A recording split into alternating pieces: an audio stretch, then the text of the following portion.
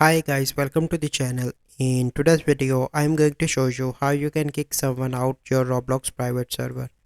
So the first step you simply need to do is to open Roblox. Open Roblox and you need to open your private server. So for that you must have a private server.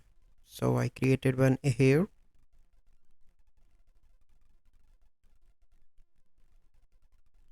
So currently I am unable to access, but you need to open your private server, and here you can see an option to add members. You can add different members to your server, and once you add it you can find a cross there that you simply need to click on that and you can remove that members.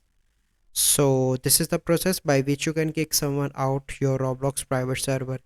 So I hope you find this video helpful. If you find this video helpful, must like this video, subscribe to our YouTube channel for future videos. We'll see you in the next video. Thank you. Have a good day.